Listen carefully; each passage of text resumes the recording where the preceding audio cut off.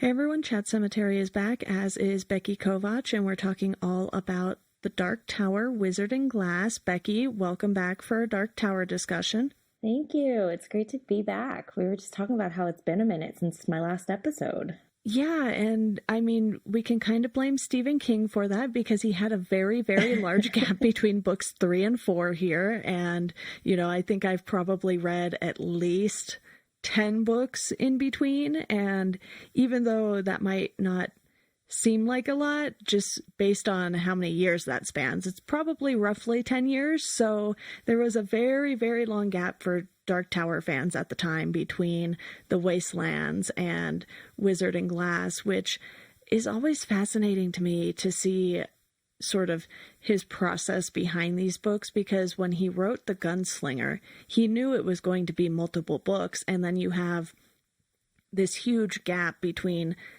3 and 4, but then 5, 6, and 7 came out back to back to back. So I might die reading those. I don't know. But it's just, I think he had his accident at some point between books 4 and 5, and then he was like, oh crap, I better finish this up.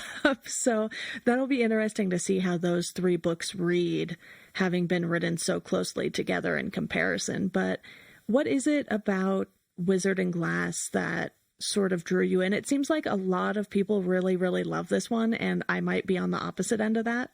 Oh, so we have a real discussion on our hands then. Because when I started the Dark Tower series, I started with The Stand and then moving into The Gunslinger. I found that the first few books didn't quite pull me in. Like, it was one of those things where I was reading it just to finish reading it. Okay. Not necessarily because I found myself fully enthralled by what I was reading.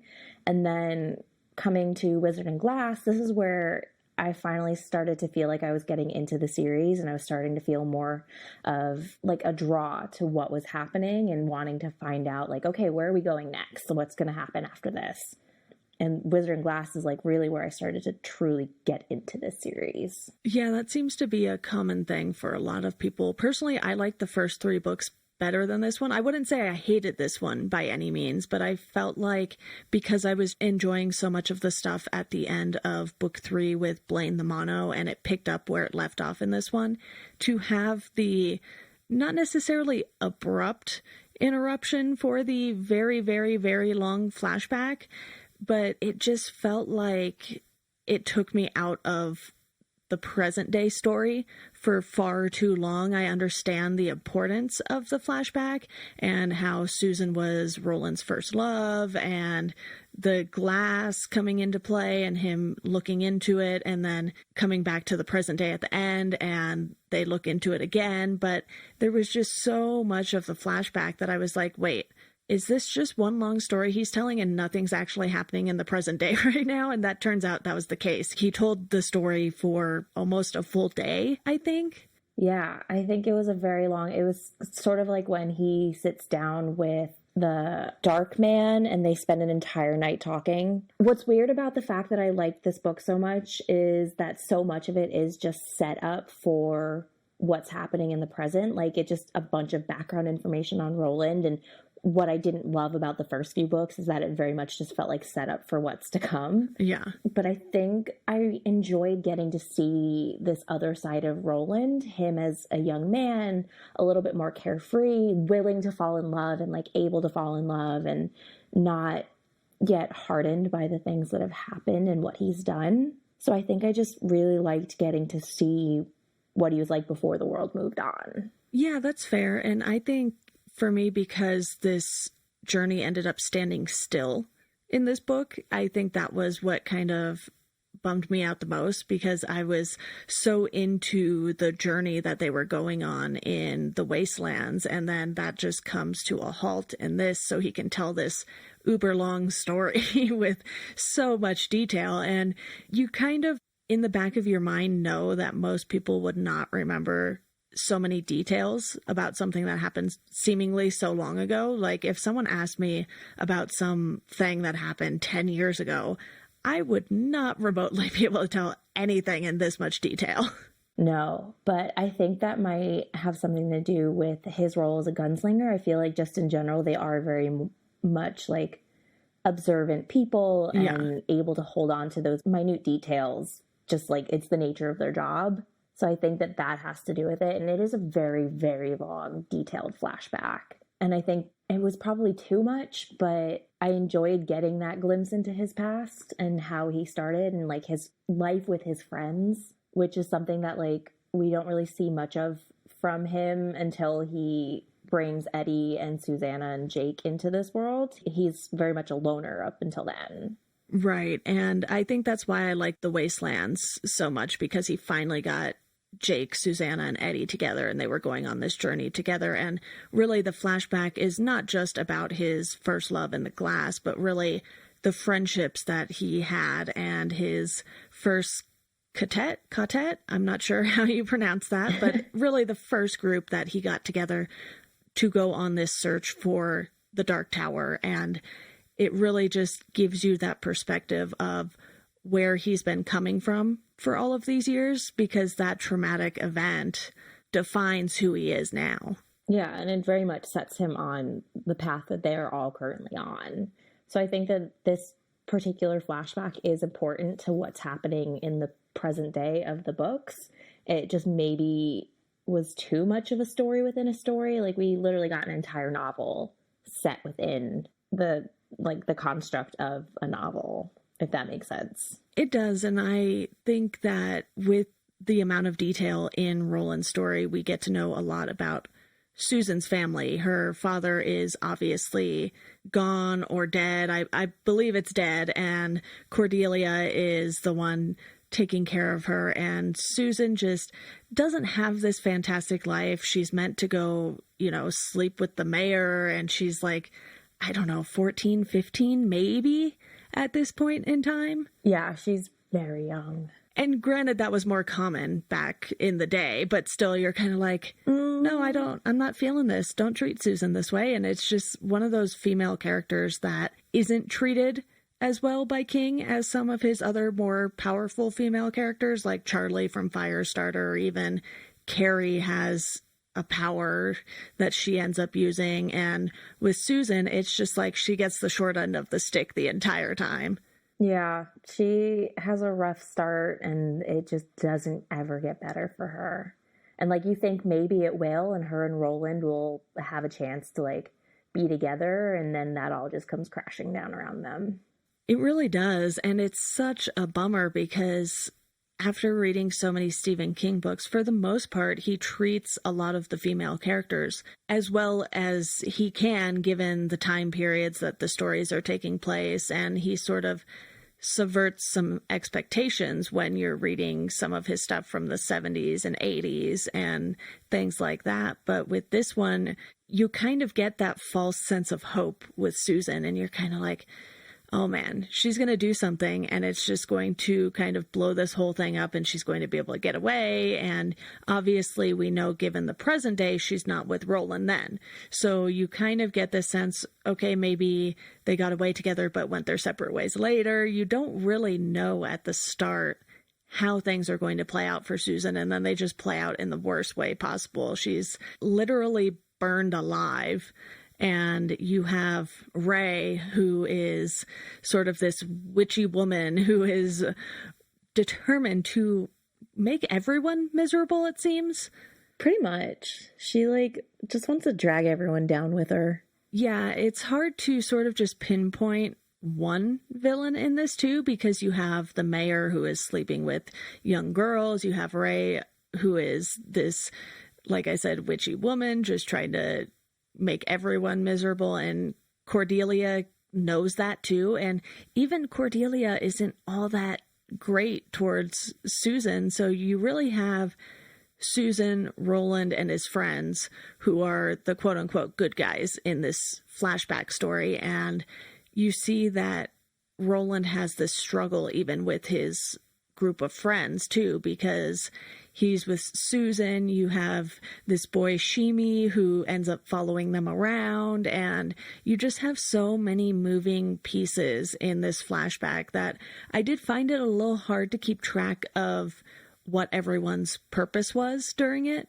Yeah, it's hard to keep track of what exactly is happening and who is who, just because there's so many little subplots that are happening within it. So Yeah. there's Roland's love story with Susan. There's Susan being promised to the mayor as, I think that the word was Gilly. Uh-huh. Like, essentially, she's supposed to, like, bear him an offspring so that he can have a child or something. And then there's Roland's friends who believe that his judgment is being clouded by his love for Susan. And then there's, like, a whole other subplot of, like, these weapons that they're trying to fuel using oil. And it's so confusing sometimes. It really took me a while to get into the flashback and understand what was going on, because the thing is, Roland isn't present for everything he's telling us about. So then it's kind of like, well, you weren't there, so how do you even know this whole section of the story? Right, and like it's him telling the story, but it's almost as if he's taken on the role of like an omniscient narrator. So it just kind of like goes back and forth between those two kind of perspectives, and it's very strange. As I'm talking it out, I'm realizing that a lot of this is just unnecessary or does not make any sense. And I'm like, why did I like this so much? I don't mean to make you question how much you like the book, but for me, it was just one of those things where I was hearing how many people liked this because I was sort of posting my reading progress on Instagram and people were like, oh, I love this one. I love this one. And I was reading it more and more. And I was just like, why though? Yeah, I guess as I was reading it, I wasn't really like thinking too closely about all of these things. So now looking back on it and like really breaking it down a little bit, I'm like, oh no, like some of this is kind of weird. Like his choices for these things were a little bit off. Roland does have that kind of power to just draw you in with his storytelling, though. And I think that's really what King was going for in this one, because even at the end, you get Jake, Susanna, and Eddie, and they're kind of like, how much time has passed? Oh, it's only been a day? It actually doesn't feel like we've been up too terribly long. It's basically like they pulled an all-nighter to listen to Roland tell this story, and they weren't really any more tired than they usually are. So you get a sense that they were all engrossed in this story Roland was telling, to the point where they didn't know how much time had passed. They lost track of time while he was doing this. And you do have some moments where you're reading it and you're kind of like, this is a very long story to tell in one sitting. And there's obviously more to the story because they have questions for Roland after the fact. And he's just like, not now kind of thing. And I do wish we would have had more at the end, because I think by the time you get done with the flashback moment, there's only about 60 pages left in the book, or at least in my copy, which was 699 pages. Oh my God. So by the time I got to those final 60 pages, I was like, okay, obviously we're not going to get super, super far in their journey with this book. So it kind of felt like things stood in place a little too long. And I was glad it at least picked up where they left off with Blame the Mono. And you kind of had this bookend for the flashback moment. Yeah, it gives some kind of continuity. Just a side note, my copy was over 1,000 pages, so clearly we are not working off the same edition, but... No, I have a really old one. It's like the first mass market from Signet, so It's from probably 97 or 98, which the book came out in 97, so it's one of the earlier copies. And I know as they make new printings of a lot of King's books, the page count seems to get higher. And I'm just like, how does this make any sense? But then you look at some of the older paperbacks that I have, and it's like the font is smaller and the lines are much closer together. So they're squishing in a lot more words per page in comparison to some of the new printings. So I've definitely noticed that. But regardless, it is a very long book. And that's why I think the whole flashback thing stuck out even more to me, because I was like, is this going to end anytime soon? Where is this going? Yeah, and I'm wondering if, I know we talked a little bit about how there was so much time between the book before it and this one. I'm wondering if that like kind of played into his thought process of having this one book be pretty much just a long flashback, like to ease people back into the story almost. Yeah, I don't know. It's one of those things where I think King realized that they had to give us some backstory on Roland eventually. And after having this sort of triumphant win over Blaine the Mono, maybe all the characters just needed a break, because that seemed very exhausting to try to come up with all these riddles to stump him. And then you have Eddie just pissing the train off so that the train crashes. So you have this big moment that leads up to the flashback, and it really gives the other three characters a chance to sit down and rest, because as someone who podcasts frequently, I know that talking can actually be very tiring because I've had days where I've done, 2 recordings in one sitting, and by the end of the 2 hours or so, I'm just wiped out from having a conversation with someone. So I can only imagine how Roland feels telling a nearly 24-hour story. Yeah, I'm sure that's exhausting for Roland, but you're right, it does give the rest of the characters kind of a chance to catch their breath after nearly being murdered by a psychopath train. Yeah. I really did enjoy the whole episode, quote unquote episode with Blaine the Mono, where it kind of gave Eddie a chance to shine a little bit. Yes. Because there's so much emphasis placed on Roland as the leader, and Roland as the guy that they turn to when they're trying to solve a problem, and he's the one who always figures things out. But in this case, it was Eddie who realized that stupid riddles were the way to go, because they annoyed Blaine to the point where he just kind of short-circuited his own hardware. So I like the fact that it gave Eddie, who is typically viewed as the foolish one of the group, a chance to step up and take charge and actually figure something out. Because it was a type of thinking that Roland just isn't accustomed to. He's sort of a very straightforward guy who doesn't always understand sarcasm or make jokes. And he does make a joke in this, which I love how they made a point of, oh, hey, look, he made a joke. And it's something that happens so infrequently that when it did happen, you're like, oh, okay. So now we're really getting an understanding for Roland as a character in this book. And while I think it's important, I just thought it was a fine book. I ended up, giving this a 3 out of 5, which I know we usually talk about ratings. And I have certainly liked the other books a lot more, but I think it's because you can tell this guy was on a mission and on a journey, and then it just comes to a stop in this. So he can tell this background. And I don't really enjoy it when they're like, hey, we're going to stop everything and give you a background on this one character. And instead, I like it more when you find out about the character as things go along, and you don't really need to put a big pause on everything to get to know everything you need to know about a character, which it's a choice that King made. It can't be undone. He did it. It's fine. I just don't think this is the book that really made me want to be like, okay, where are they going next? If this was the first book in a series, it definitely wouldn't be something that would draw you in. It does literally nothing to further their journey to the Dark Tower. Yeah. But placed as it is, what is it, number 4 in the series? Yes. It serves its purpose. Like I said, it doesn't further their journey to the tower at all. It definitely does put a halt on everything. But this is a really important insight into Roland, I think. And it's one that we definitely needed, but it could have been done in a different way. Yeah. And the only downside to me doing this chronologically is the fact that book 4.5 comes last. So there's 5, 6, and 7 after this, back to back to back, like I mentioned earlier. And then you have the Wind Through the Keyhole years later that kind of fills in, I guess, some of the blanks between books 4 and 5. So I kind of want to just jump ahead and read that one, but then I know by the time I get to it, I probably won't remember enough of it to do the podcast.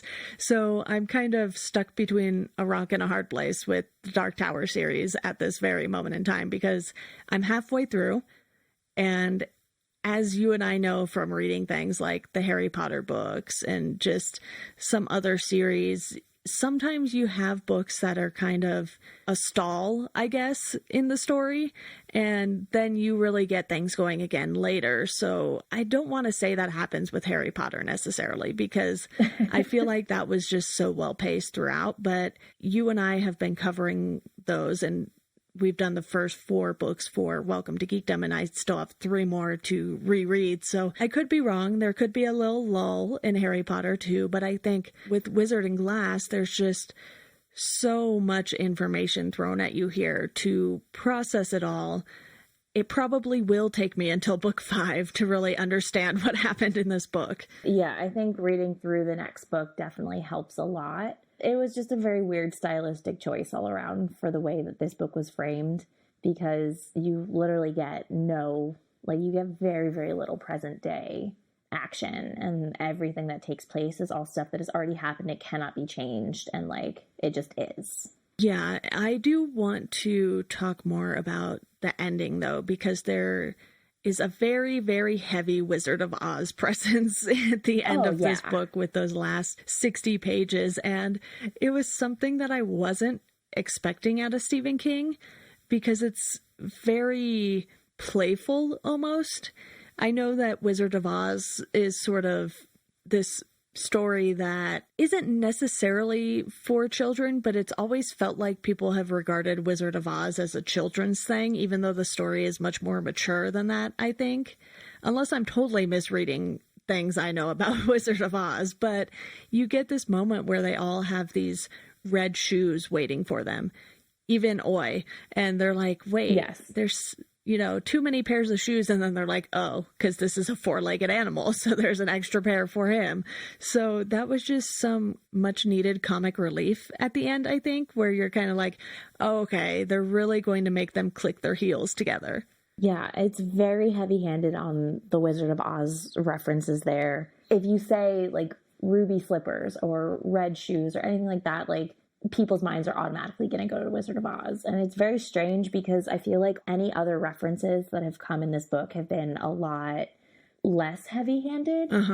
They're just kind of slipped in there discreetly, and you're like, oh yeah, I know what he's talking about here, because it's making references back to Jake and Susanna and Eddie's world, which is kind of in line with our own.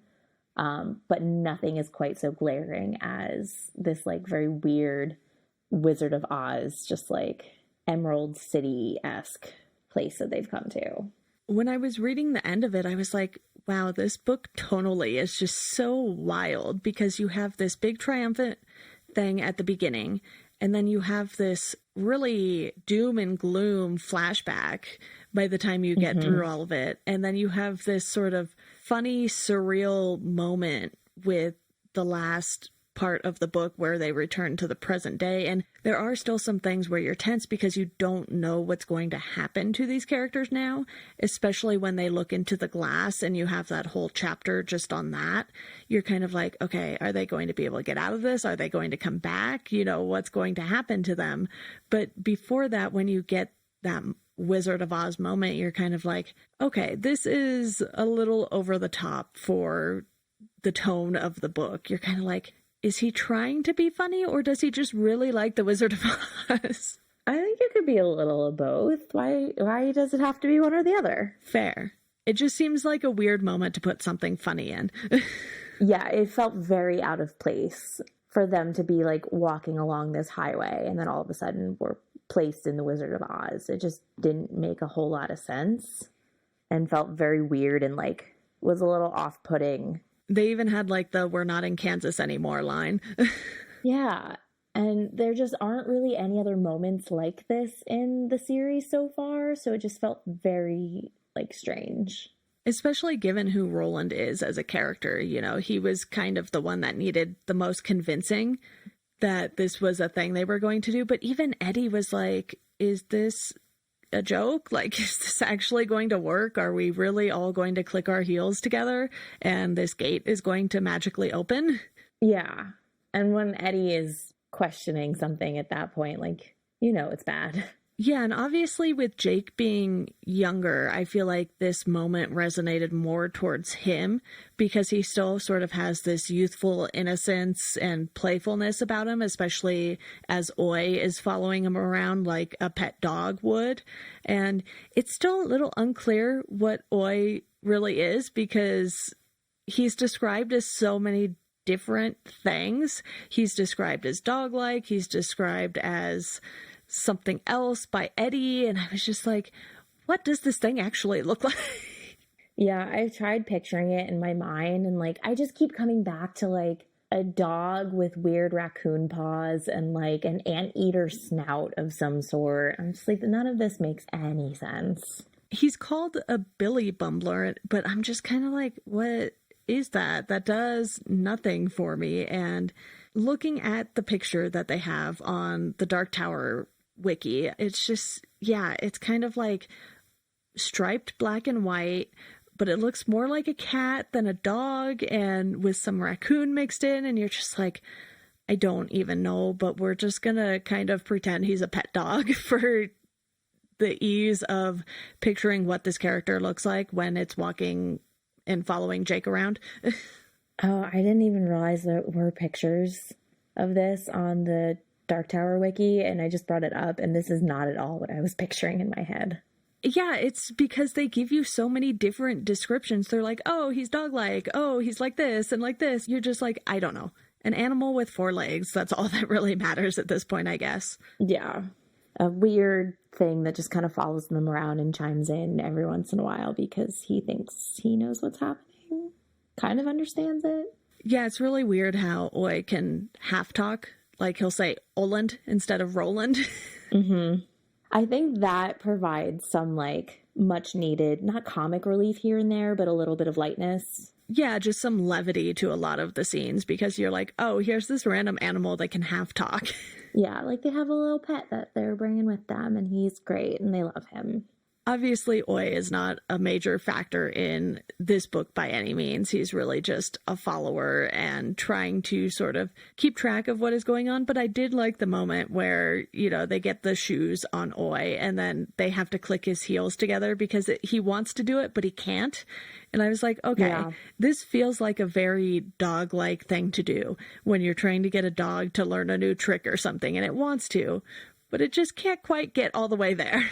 Yeah, it like doesn't quite get it yet. I did like that they included Oi in the shoes and like they needed to put the shoes on him. And it was like this moment of realization where like they'd all put their shoes on and they tried clicking their heels together and it didn't work. And then it's like, oh, wait, no, we have Oi too. We have to put his shoes on. It shows how much he's a part of the group. Yeah. You know, whether or not they really intended for him to be is another thing, but just because Oi follows Jake around no matter what and is willing to take all of these various risks to be able to follow Jake around, you're kind of like, okay, you know, he's earned his keep, basically, even though he's not someone because he's an animal who can contribute a ton.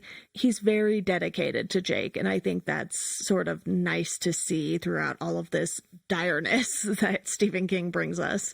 Yeah, and he's very much as much a part of the quartet as the rest of them are. Like when Jake is kidnapped and Roland has to go rescue him, Oi is right there with him to help. Yeah.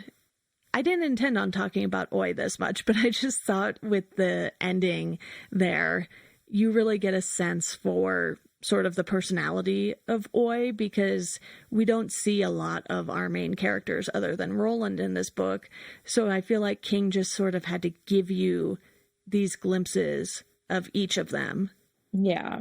Maybe we didn't mean to talk about Oi so much, but I like him, so I'm good with that.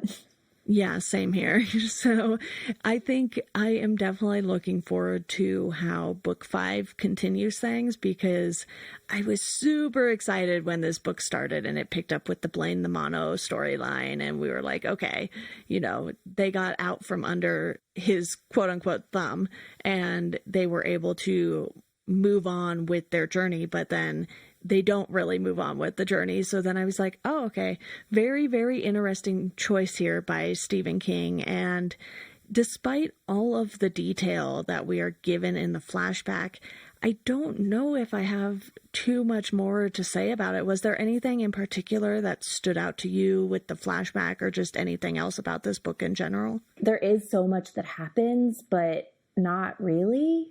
And King he very much loves this whole story within a story idea. And it's something that we've seen quite a few times throughout the series so far. And there really wasn't much forward momentum in this one. which is okay, I guess. Like I said, I didn't hate the book. Maybe it sounded like I did from this podcast, but I think it explains a lot that needs to be explained about Roland. I wish we would have been able to get it in smaller chunks, I guess, is the main thing I would have preferred, because it's like, we're going to throw all this information at you at once. It's going to be a lot to process. You're going to get to know about Susan a lot. And, you know, she's this character who we're introduced to her, but we're not really sure why we're supposed to care about her at the beginning. And then you find out, okay, you know, she meets Roland, and then you get a little more invested in their relationship and then the tragic ending of it. And you really just get this sense like, okay, this is how things started for Roland, and not even necessarily started, but just on this Dark Tower journey, because we do get a lot about like Roland's childhood before this too, in the other books, when we're learning about his relationship with his father, you know, all the sort of tests he was taking while he was a kid, the trials and everything that he was going through to kind of become a gunslinger eventually, and everything with his brother, I think, or his court, not his brother. I don't know. There are so many characters in this. I'm having trouble keeping track of everything. A lot of characters with a lot of very strange names, or a lot of very similar names, to the point where it's hard to remember who's who. Yeah, putting a Susan and a Susanna in the same book together should not be allowed. It's just mean. I think this whole flashback probably could have been cut a little bit shorter and told a little bit more succinctly and framed by more of like present day action. I think that would have helped kind of move it along a little bit. Yeah, and because this book kind of kept them in place for a good chunk of it, I'm wondering if, you know, having 5, 6, and 7 back to back, he sort of moves the story along at a more brisk pace. And obviously that's going to be a lot of Dark Tower reading in one chunk for me, since he was like, oh crap, better finish these up in case anything happens to me. And as we now know, nothing has happened to him in quite some time, so he could have taken his time a little more with those. But I think because he knew that the story was going to be so long at the beginning, I kind of have this trust at this point that he's going to know how to move this along in the coming books. Yeah. I'm not going to say too much because I've read the next book already, okay. So I do know a little bit, but yeah, it does manage to continue moving along at a more reasonable pace from here on out. Well, that certainly makes me more eager to get to the next book. I have quite a few in between, but I think what I'm going to do at the end of the Dark Tower series is reevaluate sort of my ratings and look at it as a whole, because I feel like sometimes I was just excited. I was like, oh, I hit the Dark Tower. Here's the gunslinger. I'm very excited about this. And then maybe by the time I get through all 8 of the books, I'll sort of have to temper my expectations for each one. And I don't know if I'll necessarily adjust ratings, but maybe I'll come back and do like a bonus episode on my thoughts overall on the high points, low points, things like that. Because reading just one book at a time, it's hard to factor in the whole story when you don't know the whole story yet. Right. It definitely helps when you're able to get an actual like overview of the series as a whole versus each individual piece. Yeah, absolutely. Well, Becky, do you have anything else, or does that sort of wrap up your thoughts on this one? That wraps it up for me. Awesome. Well, thank you so much for continuing to come on to talk about the Dark Tower books. I know King isn't necessarily your favorite author since horror isn't your jam, but this epic fantasy seems to be right up your alley, at least. Yeah, this is definitely a little more my speed than, say, like It or Carrie would be, I think. Yeah, I think I can agree with that, just knowing some of your book tastes. Yeah, we'll talk more about some other stuff I've been reading lately, but yeah, definitely. Awesome. And I look forward to having you back on for future Dark Tower episodes. Yeah, same. Thanks. All right, that does it for this episode of Chat Sematary. You can support the podcast on Patreon for $1 a month. You'll get a thank you on the show. For $2 a month, I will send you a Chat Sematary sticker. And if you want to follow us on social media, you can do so at Chat Sematary on Twitter, Instagram, and Facebook. You could also rate and review the show. That's a huge help. And as always, thank you for listening, and we hope you enjoy the rest of your day.